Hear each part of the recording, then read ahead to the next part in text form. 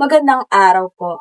Ako po si Mariel T. Ramos at nais kong magsimula sa isang simpleng tanong na bilang mga Pilipino, sapat na ba ang ating kaalaman sa kasaysayan upang maunawaan ang kasalukuyan?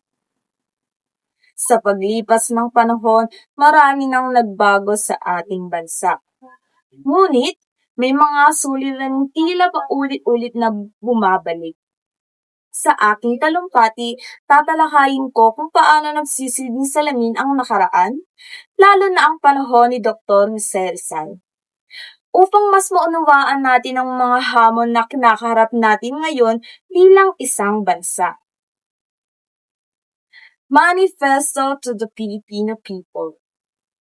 Noong panahon ni Dr. Jose Rizal, ang Pilipinas ay nasa ilalim ng pamumuno ng Espanya.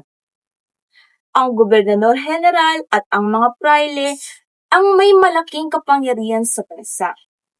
Madalas, nagagamit ang kapangyarihang ito sa pang-aabuso. Hindi malayang mga Pilipino na magsalita o magpahayag ng reklamo laban sa pamahalaan.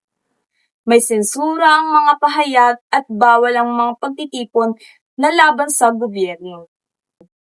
Marami ring Pilipino ang pinahihirapan sa pagbibigat na buwis. Ang mga patakarang ito ay nagpayaman sa iilan, ngunit nagpalubas sa hirap ng nakaraan.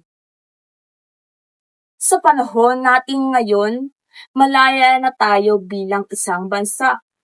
Pero, may mga problema pa rin hindi nawawala.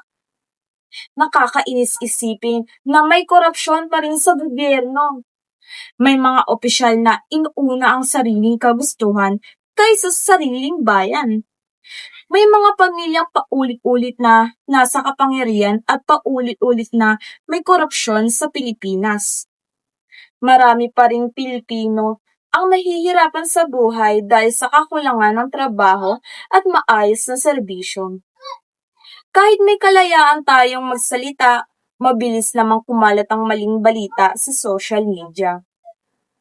Parang may mga bagay na hindi pa rin nagbabago mula noon, lalo na ang issue ng pang-aabuso at katiwalian. Si Rizal ay naging mabuting halimbawa ng isang mapanuring mamamayan. Hindi siya gumagamit ng dahas para ipaglaban ang bayan. Sa halip, ginamit niya ang kanyang talino at pagsulat. Sa kanyang mga nobelang Noli Me Tangere at El Filibusterismo, ipinakita niya ang totoong kalagayan ng lipunan. Ramdam sa kanyang mga sinulat ang sakit at pagmamahal niya sa Pilipinas.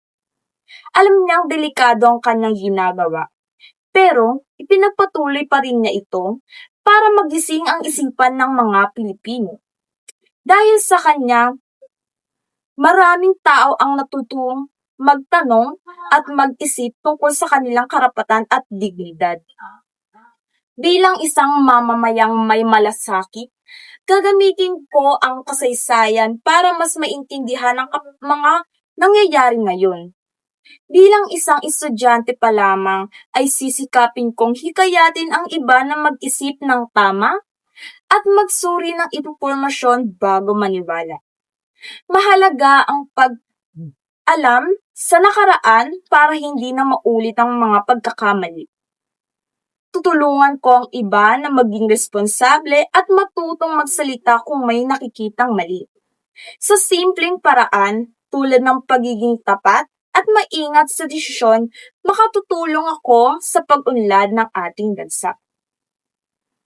Mga kapwa ko Pilipino, ang pagbabago ay nagsisimula sa atin. Hindi natin kailangan maging bayani para makatulong. Sa pagiging responsable, matapat at mapanuri, ipagpatuloy natin ang sinimulan ni Rizal. Huwag tayong matakot sa may mataas na tungkulin. Piliin natin kung ano ang tama. Huwag tayong maging tahimik kung may mali. Sama-samang pagkilos at tamang pag-iisip, makakamit natin ang mas maayos at mas makatarungang Pilipinas. Sa huli, Naway magsilbing paalala ang ating kasaysayan na ang kalayaan at katarungan ay hindi basta-basta nakakamit, ito ay pinaghihirapan at pinaglalaban. Huwag nating sayangin ang mga sakripisyong iniwan sa atin ng ating mga bayan. Sa halip, gawin natin itong inspirasyon upang maging mas mulat, mas responsable, at mas makabayan na mamamayan. Sapagkat ang tunay na pagbabago ay hindi lamang nagsisimula sa iilan. Ito ay nagsisimula sa bawat isa sa atin. Maraming salamat po at mabuhay ang Philippines!